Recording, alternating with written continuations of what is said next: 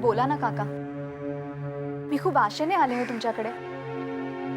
एवढं हसरं खेळतं आमचं घर अचानकच कसल्या तरी संकटाच्या चाहुलीने झाकळून गेल्यासारखं झालंय. मी समजू शकतो बेटा. मग यावर काही उपाय नाही? तुम्ही मला काय समजताय माहित नाही, पण मला माझीच ओळख विचारशील तर मी गणिती आकडेमोड करणारा एक सामान्य व्यक्ती आहे. पण काका, आजपर्यंत तुमची आकडेमोड कधीच चुकलेली नाही. पण जे विधात्याने लिखित लिहिलंय ते बदलण्याचं सामर्थ्य माझ्यात नाही.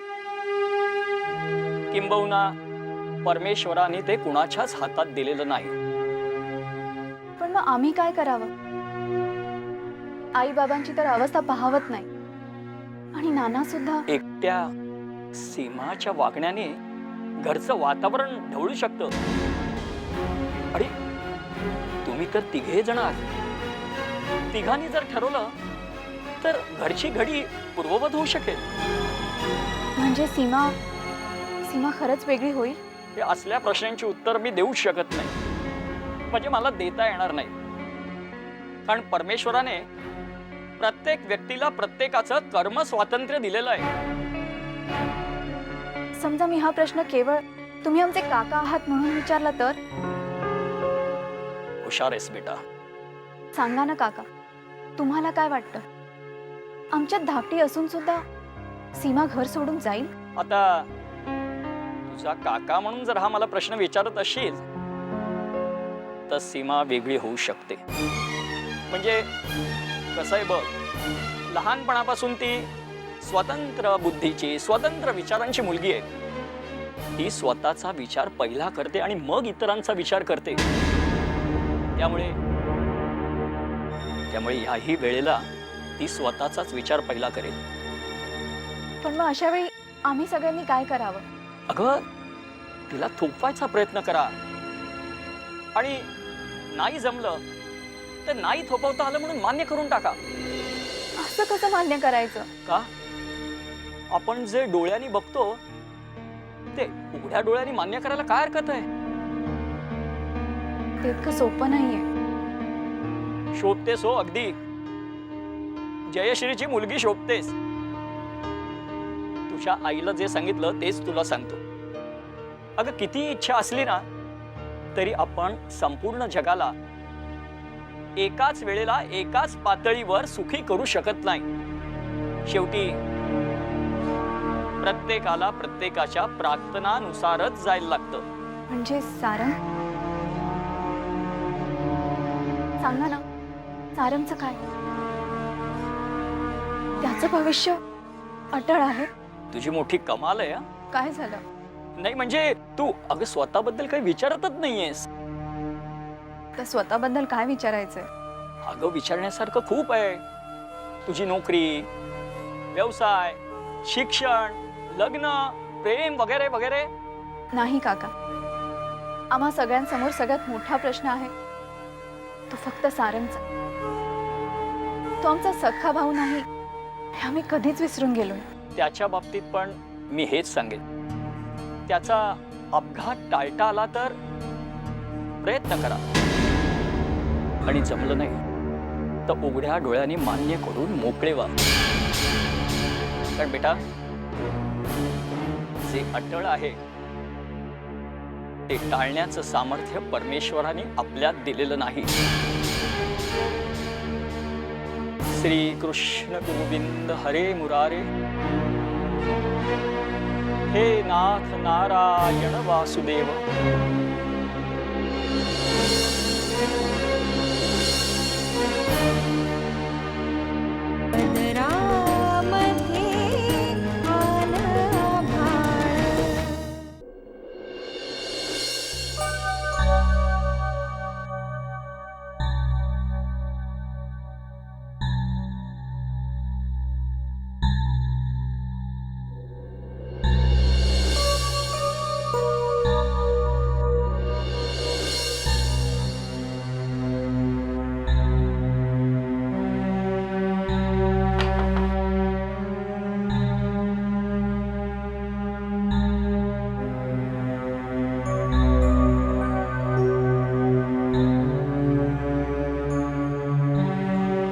आज काय तुला पाठवलं माझी समजूत काढायला? कोणी सांगितलं? मग दुधाचा ग्लास घेऊन आलाय ते? हा, दुधाचा ग्लास दिसतो ना हातात, म्हणजे द्यायलाच आलो मी तो. पण मला नकोय दूध. मलाही नको. मग काय झालं की आईला असं वाटलं की मी कमी जेवलोय म्हणून. त्यांनी टेबलावर दुधाचा ग्लास आणून ठेवला. मग तू हे दूध मला घेऊन आलास? कारण काय, मी कमी जेवलो असलो ना तरी मी जेवलोय. तू तो उपाशीच आहेस. मी उपाशी असं कोणी सांगितलं? पोट भरलंय म्हणूनही जेवत नाही. अच्छा, कशावरून? आता अन्नपदार्थांची नावं घेऊन सांगू का? इंटरेस्टिंग. सांग ना, मला आवडेल. म्हणजे मला कळेल तरी तो राजा शेट्टी नेमकं तुला काय काय खायला घालतो ते. अशी बघू नकोस माझ्याकडे. विजय आणि जयश्री मोकाशींची मुलगी एका गुंडाच्या सांगण्यावरून घर सोडून जायला निघाली. मी घर माझ्या भरोशावर सोडणार आहे. त्याच्याकडे नोकरी करून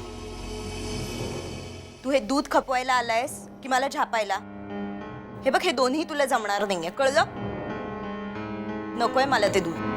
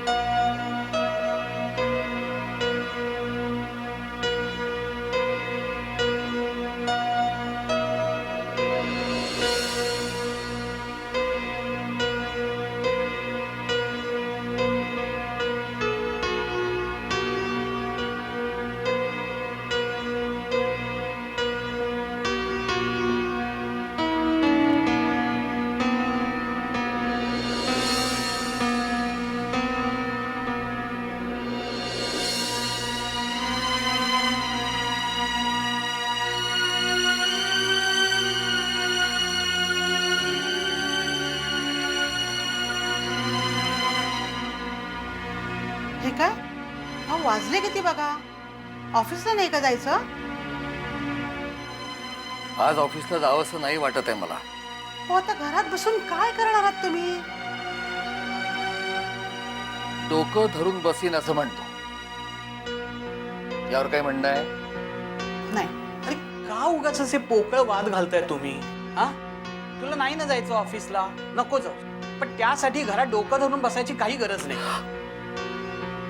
अहो नाना, एक तरुण मुलगी कुठचंही कारण नसताना घर सोडून वेगळं राहायचा बेत आखते आणि आपल्याला तो आयटीत ऐकवते. ही भयंकर गोष्ट आहे असं तुम्हाला नाही का वाटत? हे बघ, बाहेर सांगायचं झालं तर खरंच ही भयंकर गोष्ट आहे. पण त्यासाठी घरात डोकं धरून बसायची काही गरज नाही. प्रज्ञा तुम्हाला काही बोलली का?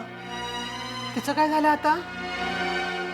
नाही, घरातलं वातावरण असं गढूळ होतंय म्हटल्यावर ती दातार काकांना भेटून आली. आता यामध्ये दातार काका काय करणार आहेत? हे बघा, असं म्हणू नका. घरातला कुठलाही प्रॉब्लेम असला की दातार काका आजच्यानं चौकशी करतात, 4 गोष्टी सांगतात. तेवढाच धीर येतो. दातार काकांनी तुला सारंग बद्दल सांगितलं, ते ऐकून तुला धीर आला? हे बघा, तुम्ही माझी उलट तपासणी घेऊ नका. सारांची गोष्टच वेगळी आहे हो.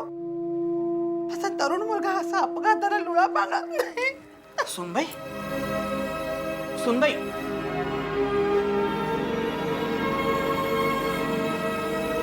विजय, तुला काडीची अक्कल नाही असं मी म्हणतो ना, ती ही अशी. आता यात मी काय केलं? बाजूला. हे बघ, तू सीमाच्या काळजीमुळे जितका डिस्टर्ब झालायस ना, तेवढीच ती सुद्धा हादरली आहे.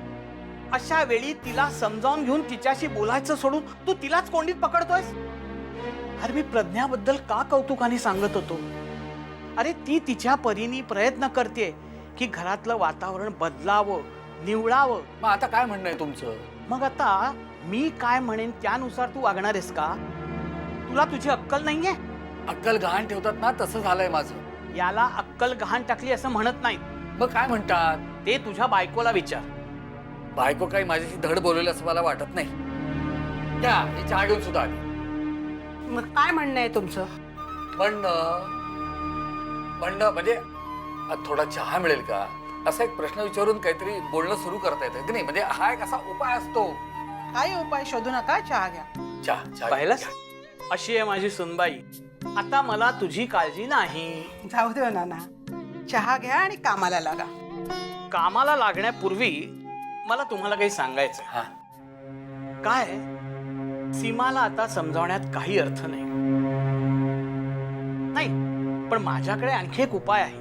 कसला उपाय? अरे मागे मी तुम्हाला सांगितलं होतं ना. मागे? हो, आमच्या मॉर्निंग वॉकच्या ग्रुप मधला तो पोलीस इन्स्पेक्टर, काय बरं हा, नाव? तो निनाद सुर्वे. हा नीना. तोच तो. त्याला आपण इकडे बोलवूया. त्याला राजा शेट्टीची केस समजावून सांगूया. राजा शेट्टी. अगदी. हा, तो त्या राजाला त्याचा बरोबर बंदोबस्त करेल. सांगितलं होतं मागे. हा. मला आठवतंय मागे. अरे जागे ना. येस येस, राजा शेट्टी. नीना.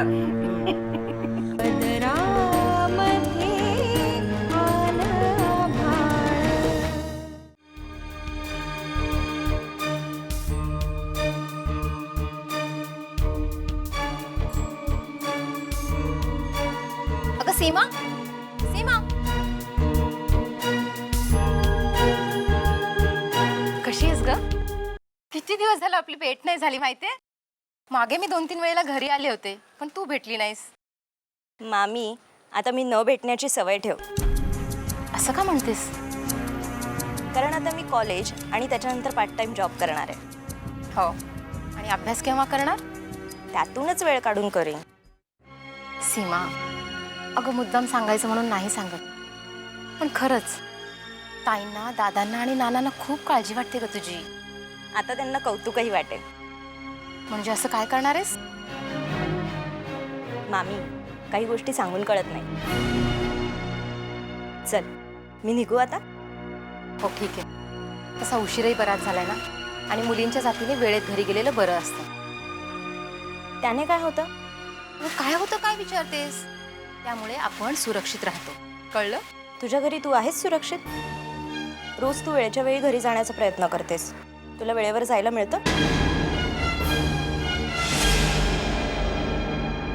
सीमा, तू मला हा प्रश्न विचारतेस कारण तुला माझ्याबाबत प्रश्न पडतात. अगं राणी, तू लहान आहेस अजून. लहान आहे की मोठी यावर काही अवलंबून नसतं. अगं, प्रत्येक माणसाला कधीतरी स्वतःचा स्वतंत्र विचार करावाच लागतो. अच्छा, म्हणून त्या राजा शेट्टी सारख्या गुंडाकडे नोकरी करणार आहेस तू? आता तो गुंड आहे, त्याला मी काय करू? अगं मी काय करू म्हणून काय विचारतेस तू? तो गुंड आहे म्हणून त्याच्यापासून 4 हात दूर राहा. मामी, त्याच्याकडे एका साध्या सोप्या जॉबची ऑफर आहे आणि मला जॉबची गरज आहे. प्रश्न मिटला. नाही सीमा, हा प्रश्न मिटला नाही, आणि असे प्रश्न कधीच मिटत नसतात.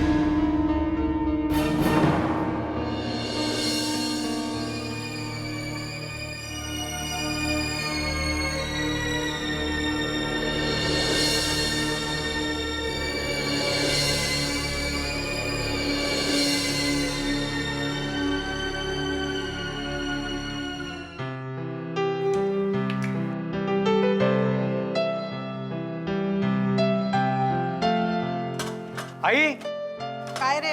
सामान आणलं का वाण्याकडनं? अरे तू कशाला आणलंय सामान? नेहमी मीच आणतो. तसं नाही रे. जास्त किमतीचं सामान असलं ना तर वाणी घरपोच करतो ना.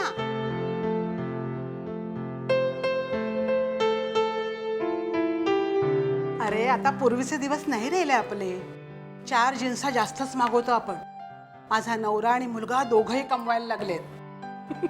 आणि मुलगा धंद्यात लक्ष घालायला लागल्यापासून प्रॉफिट वाढले असं म्हणतात. खरं आहे ना?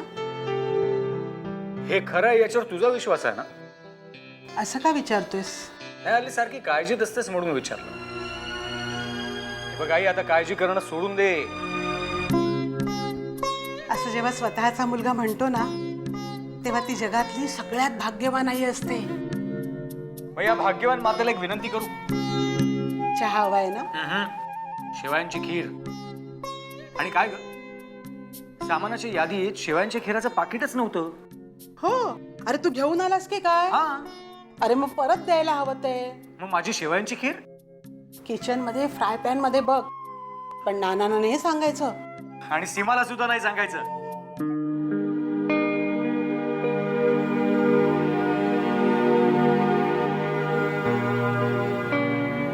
काय झालंय?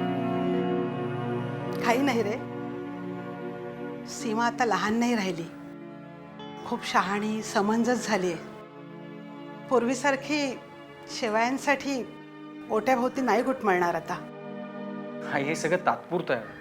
असं तुला वाटतंय, पण असं तुला का नाही वाटत? कारण मी ओळखलंय सीमाला. माझी मुलगी म्हणून नाही, तर एक व्यक्ती म्हणून, एक स्वतंत्र व्यक्ती म्हणून, जी माझ्यासमोरच लहानाची मोठी झाली.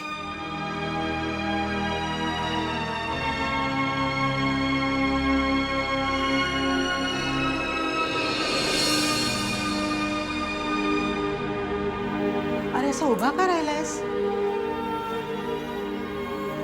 काय नाही ग, असाच विचार करतो. हे बघ, तू कसलाही विचार करायचा नाहीस. विचार करायला मी खंबीर आहे ना इथे. जा, तू तुझा आवर. जा. सारा, तुझं आणि सोनालीचं काही वाजलंय का? कशावर?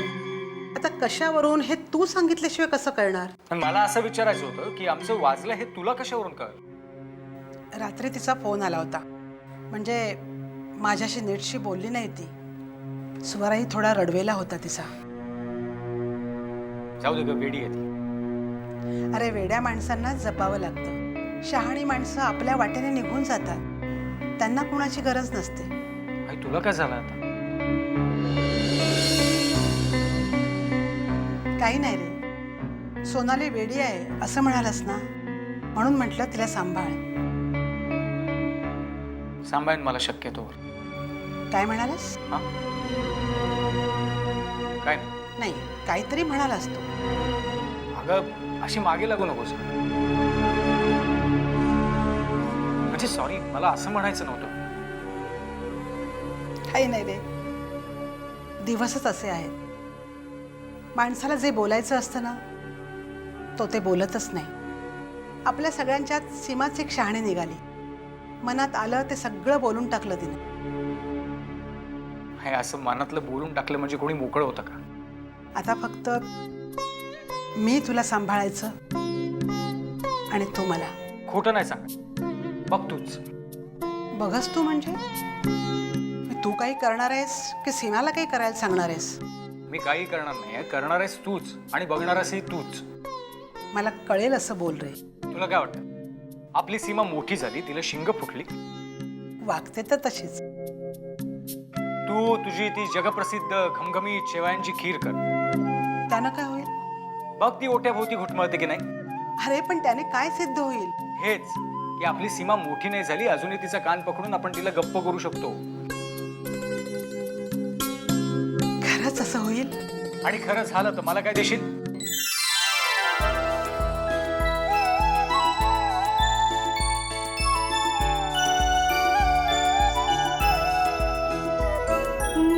रंगा, काय देऊ तुला?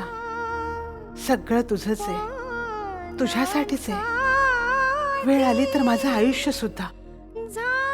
हवं तर त्या परमेश्वराकडून पुढच्या जन्माचंही आयुष्य मी उधार घेईन तुझ्यासाठी, तुला देण्यासाठी. बाळा, तुला आणखी काय हवंय?